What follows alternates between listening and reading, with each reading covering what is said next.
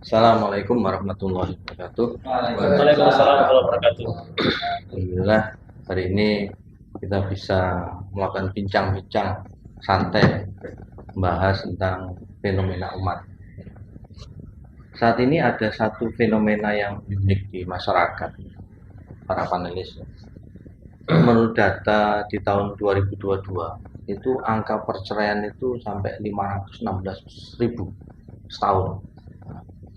Ini kalau kita sikapi ya, di tengah masyarakat, akhirnya banyak anak-anak muda sekarang itu menjadi enggan untuk berkeluarga. Kenapa? Karena menurut mereka dalam tanda kutip itu bahasanya jadi ribet. Kalau mau nikah nanti nggak lama cerai, terus belum lagi mengurusin harta gono gini dan sebagainya. Nah, ini kalau menurut panelis nih, kira-kira kalau dalam penelitian itu ya, salah satu penyebab perceraian itu karena hilangnya rasa. Nah, ini dalam tanda kutip nih hilangnya rasa. Nah, kalau ya, rasa cinta ya. Nah, kalau menurut para panelis nih, kira-kira apa sih penyebab utama? Apakah benar hilangnya rasa atau mungkin banyak faktor lain yang menyebabkan angka perceraian itu jadi tinggi seperti ini? Silakan. Mungkin kita diskusi aja. Dari Ustaz Fadil mungkin.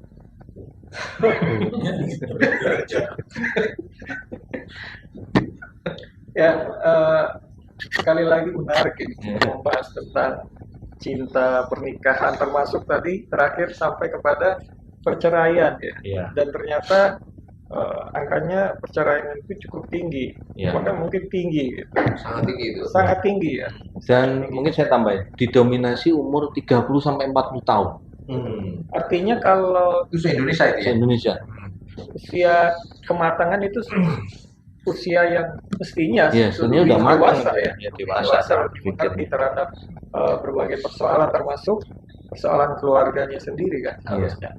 Tapi berarti itu menunjukkan mereka tidak menemukan jalan keluar terhadap persoalan itu, sehingga akhirnya memilih jalan keluar dengan perceraian yang padahal bisa jadi itu bisa diselesaikan.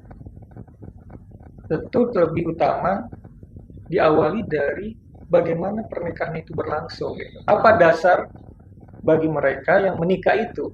Apa dasarnya? Apakah karena cinta saja ya yang tumbuh di dalam dirinya, ataukah dia menggunakan standar yang baku, yang jelas, yang benar dari yang menciptakan, yaitu dari Allah Subhanahu wa taala. Tentu itu akan lebih safe, lebih aman yaitu berjalannya. Karena Allah sudah mengguidance ini, memberikan petunjuk dari mulai awalnya ya, sampai menjalankannya. Kalaupun sampai ada masalah, diberikan cara jalan keluarnya. Sampai kemudian bisa jadi opsi perceraian itu sampai pada ujungnya saja gitu. Tapi ada upaya-upaya yang sebelumnya bisa dilakukan. Gitu. Itu yang mungkin Itu bisa jadi dikatakan dengan tingginya angka itu negara telah gagal. Karena kan mestinya itu menjadi tanggung jawab negara juga, betul nggak? Nah, pertama begini ya. Kalau apa ya, tadi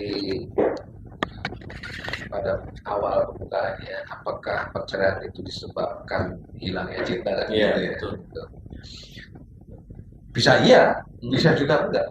Jadi tergantung awal pembentukan dari keluarga itu. Kalau dasarnya akidah Islam, dia akan terbangun dengan baik. Ketika akidah Islamnya hilang, ya hilanglah keluarga. Sama juga kalau misalnya dasarnya cinta. Begitu cintanya hilang, ya bubarlah keluarga itu. Gitu. Makanya pilihlah yang langgeng. Kalau cinta itu kan bisa ada waktunya gitu. Karena orang berubah kan gitu. Ada perubahan yang orang itu ya umur tambah kan gitu kan ya. Itu.